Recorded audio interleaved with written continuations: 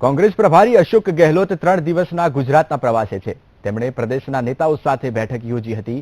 બેઠક બાદ જ્યારે તેમણે શંકરસિંહ વાઘેલાની નારાજગી વિશે પૂછવામાં આવ્યું ત્યારે તેમણે કહ્યું હતું કે શંકરસિંહ બાપુ કોંગ્રેસ સાથે જ છે અને પાર્ટી આગામી સમયમાં એક સાથે મળીને કામ કરશે. ગેહલોતે કહ્યું કે હાલ તેમનો લક્ષ્ય ભાજપને હરાવવાનું છે. તો પોસ્ટરમાંથી બાપુનો ફોટો ગાયબ થઈ જવાના મુદ્દે પણ તેમણે પોતાની પ્રતિક્રિયા આપી હતી. આગામી ચૂંટણીને ધ્યાને રાખીને તેમણે રાજ્યના કોંગ્રેસના પ્રભારી સાથે પણ બેઠક કરી હતી.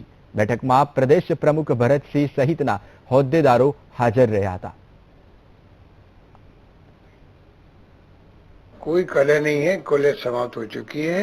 सब एकजुट होकर चुनाव मैदान में जाएंगे। आप खुद महसूस करो, इस बात को करोगे। ऐसी मुझे कोई जानकारी नहीं जो आप कह रहे हो। शंकरसिंह वाघेला जी खुद ने मुझे कहा कि जो होर्डिंग लगाया गया था एक, वो होर्डिंग की उन्होंने पुलिस में रिपोर्ट की कि भाई किसने लगाया पता करो। तो जब स्पष्ट खुद कह रहे हैं शंकरसिंह वाघेला जी, उसके बाद में कोई इश्यू रहता ही नहीं है। इश्यू कुछ बन जाते हैं, कुछ बना दिए जाते हैं, तो हम उन सबको वाच कर रहे हैं। हम चाहेंगे कि कांग्रेस पूरे 22 साल से सत्ता में नहीं है।